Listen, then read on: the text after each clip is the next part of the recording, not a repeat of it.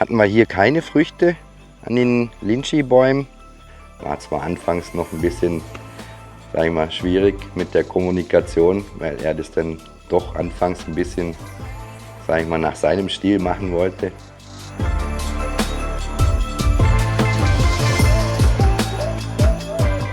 Hallo und herzlich willkommen auf meinem Kanal Landlust-Design. Wadikap Pipi, Wadikap Tukon. Für das heutige Video habe ich mir einfach gedacht, dass ich auch mal wieder einen kleinen Gartenrundgang mache. Haben wir ja schon lange nicht mehr gehabt, weil sich hier lange nichts getan hat. Ich werde euch sicherlich das ein oder andere auch noch kurz auf der Farm draußen zeigen. Und ansonsten auch noch ein paar Dinge, was bei mir so jetzt die letzte Woche passiert ist, zeige ich euch einfach in dem Video. Seid da einfach gespannt, was euch erwartet. Schaltet nicht ab, bleibt dran. Würde mich auf jeden Fall tierisch freuen. Viel Spaß mit dem Video.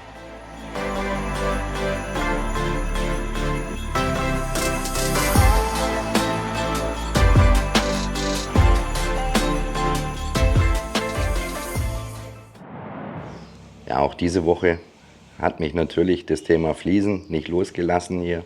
Mittlerweile sind jetzt Gott sei Dank die Fliesen auch eingetroffen. Es ist auch der Zementkleber eingetroffen. Wir haben jetzt diese Woche auch schon losgelegt. Am Montag kam mein Fliesenleger, hat den hier angefangen.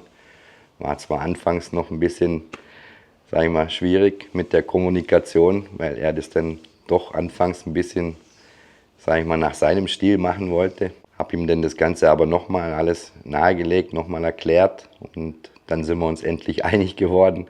Er hat das jetzt auf jeden Fall so gemacht, so wie ich es ihm vorgegeben habe. Es war für viele hier noch nicht so bekannt. Wir hatten dann hier angefangen, den Boden abzuschleifen.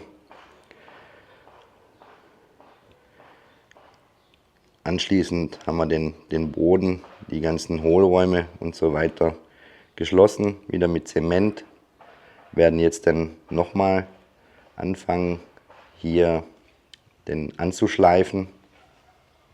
Und dann jetzt dann nächste Woche wollen wir dann loslegen mit dem Fliesenlegen.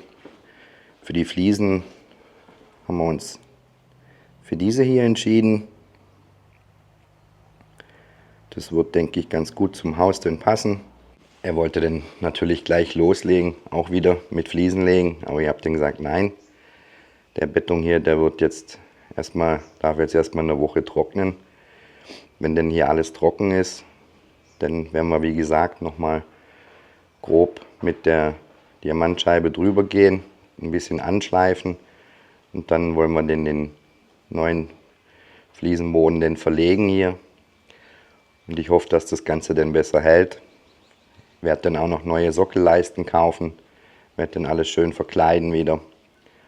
Und dann hoffe ich, dass das einige Jahre mehr hält als die letzten Fliesen. Meine Frau hat mir dann auch schon angekündigt, wenn das dann gut aussieht vorne, dann soll ich dann hinten weitermachen. Also es scheint so, dass die Baustelle nicht weniger sein wird. Ich denke, dass wir dann auch, wenn wir dann im Außenbereich fertig sind, so hat sich zumindest meine Frau gewünscht, soll ich schon mal dann anfangen lassen, den Zimmer für Zimmer innen auch dann mit neuen Fliesenboden zu verlegen. Mal schauen, also dieses Bauprojekt wird dann vermutlich doch auch ein bisschen größer wie anfangs gedacht, aber ist ja okay, dann ist das auch mal wieder gemacht. So viel auf jeden Fall hier zu dem neuen Fliesenboden.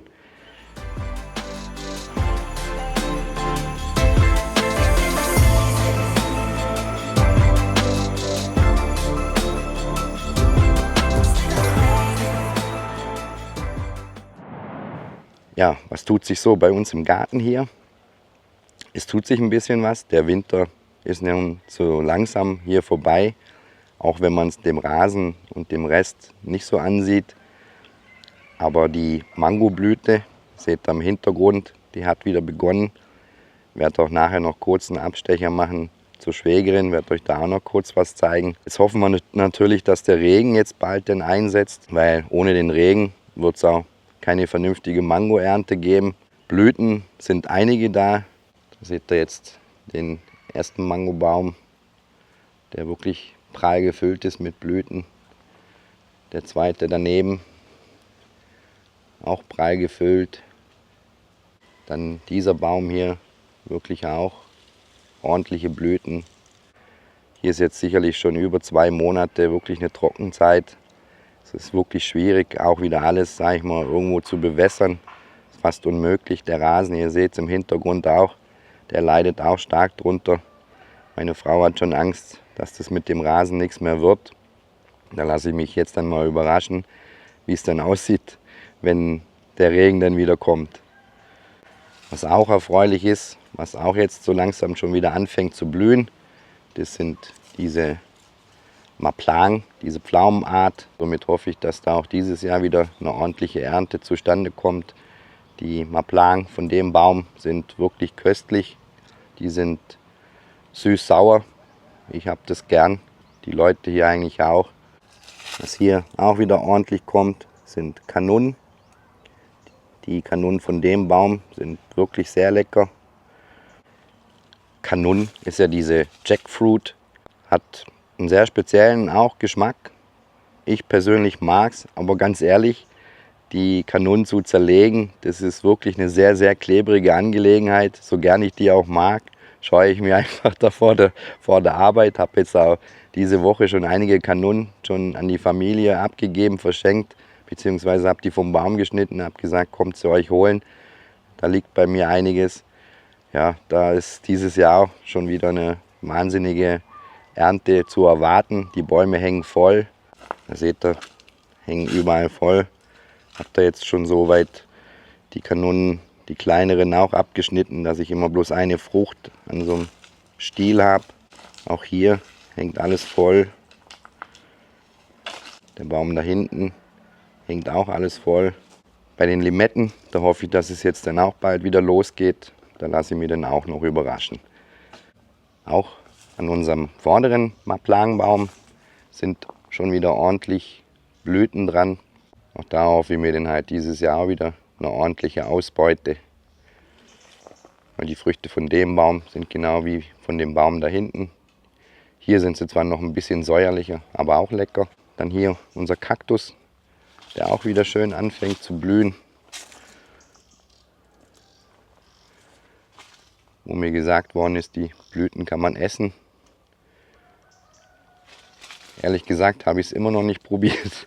Traue mich da ehrlich gesagt nicht so wirklich ran. Dann hier unsere Kokosnusspalmen,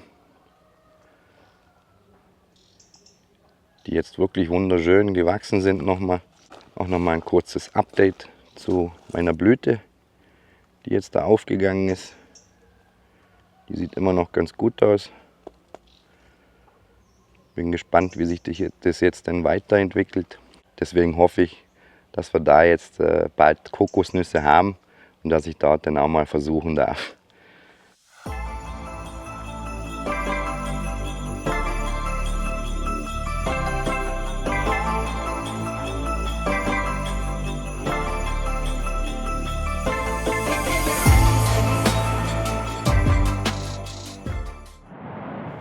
Blumentechnisch kommt so langsam hier die Natur auch wieder zum Erwachen. Die gelben Trompetenblumen, die leiden jetzt natürlich trotzdem auch unter der Trockenheit, aber sie blühen nach wie vor noch. Seht ihr den ersten Baum, hier den zweiten. Die hier, die erwachen so langsam, haben auch schon ein paar Blüten. Dann hier das gleiche. Auch hier nochmal den gelben Trompetenbaum. Das ist so, was blumentechnisch so aktuell blüht, wächst und gedeiht. Natürlich auch unsere Kakteen, die hier, ja ihr seht, ist nicht viel, was im Moment hier so erwacht, aber doch habe ich gedacht, dass ich euch das ein bisschen zeige. Ich denke, da habt ihr sicherlich auch Interesse daran, mal wieder was vom Garten zu sehen. Habe meine Donkoi-Bäume auch wieder beschnitten. So langsam komme ich wieder aufs Laufende. Muss dann noch hinten noch ein paar Bäume beschneiden. Aber das ist alles der Plan für nächste Woche.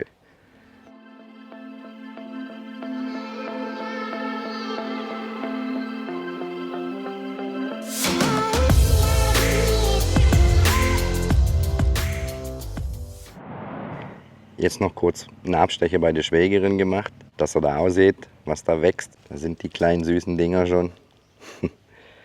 Sie hat ja einen Baum, der ja, mehrmals im Jahr Früchte tragen kann. Die wir haben, soweit ich weiß, können nur einmal im Jahr bekommen die Früchte. Die sind auch sehr lecker, konnte ich letztes Jahr auch schon ein bisschen versuchen.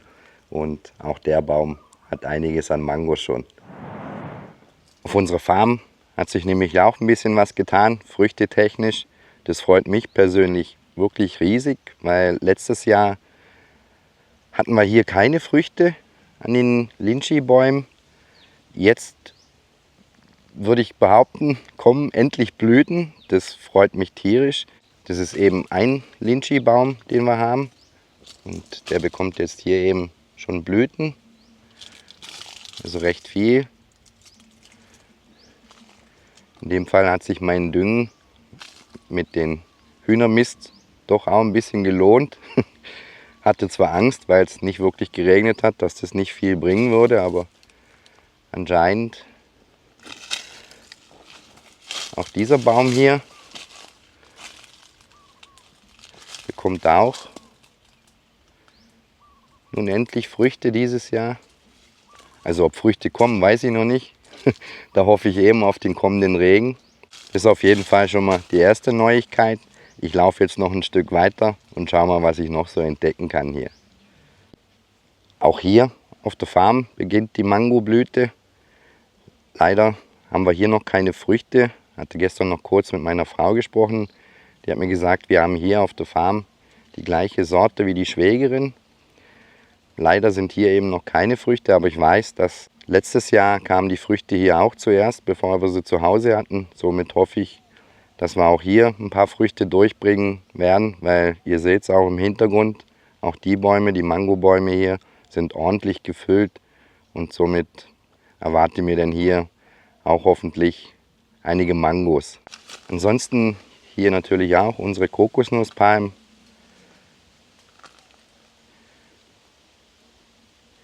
Die jetzt wirklich wunderschön auch nochmal einen Schuss gemacht haben. Ich werde jetzt auch mal die Kokosnusspalmen noch ablaufen, ob ich da eventuell schon irgendwelche Blüten noch sehen kann oder schon sehen kann.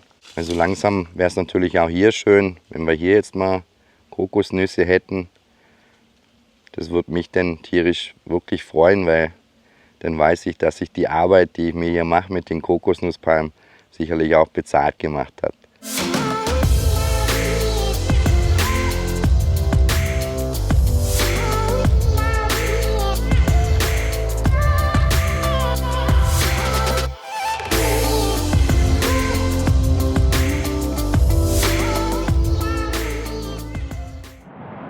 Auch noch ein kurzes Update von meinen Durian. Die zwei Bäume, die ich hier hatte, von dem Donvar und von den Dongyeonam, zeige ich euch gleich auch noch, wie die gewachsen sind. Aber die Durian, die halten bis jetzt durch. Auch wenn es natürlich, klar, jetzt zur Winterzeit, die verlieren genauso Blätter wie die anderen Bäume auch. Also ich habe auch gesehen, die bekommen schon neue Knospen. Also im Moment mache ich mir da jetzt mal noch keine Gedanken, dass die eingegangen sind. Seht ihr, die Blätter verlieren die Bäume natürlich auch ordentlich. Aber wenn ihr hier schaut, es kommen auch schon wieder neue Knospen. In dem Baum hier genau das gleiche. Der sieht natürlich jetzt ein bisschen karg aus, aber er bekommt überall neue Knospen und somit hoffe ich, dass ich das da wirklich durchbringe. Hier seht ihr jetzt den Donvar, der schön wächst weiterhin. Dann der erste Dongyeonam. Ja, die anderen 3 Dongyeonam, die haben leider auch alle Blätter verloren. Aber ich sehe auch oben auch schon wieder neue Knospen kommen. Ich gehe auch bei diesen Bäumen davon aus, dass die sich jetzt, dann, sobald der Regen wieder einsetzt, dann auch wieder neue Blätter bekommen und dann auch wieder erholen. Bewässert werden die Bäume ja von mir hier. Also die Durian, der Donvar und die Dongyeonam, die werden von mir täglich bewässert. Also am Wasser kann es nicht fehlen. Auch die eine Papaya, wo ich hier gepflanzt habe, die sieht auch ganz gut aus. Die bekommt ja auch regelmäßig Wasser von mir. Genauso wie die Kokosnusspalmen. Bei den Kokosnusspalmen habe ich bis jetzt leider noch keine Blüte entdecken können. Aber ich hoffe, dass das denn jetzt irgendwann jetzt dann bald mal hoffentlich losgeht. Den Abschluss von dem Video habe ich gedacht, mache ich jetzt in dem Fall auf der Farm.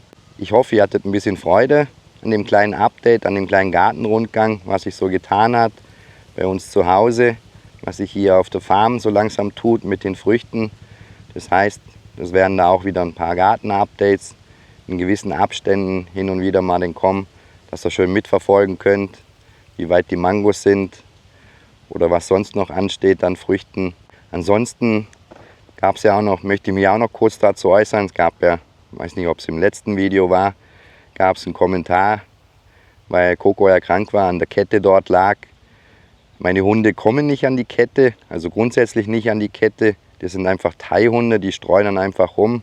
Die kommen morgens zu mir zum Fressen, gehen dann auf Achse, kommen dann am Abend wieder. Coco musste ich an die Kette legen, weil ich musste ihm 3-mal täglich die Wunde versorgen.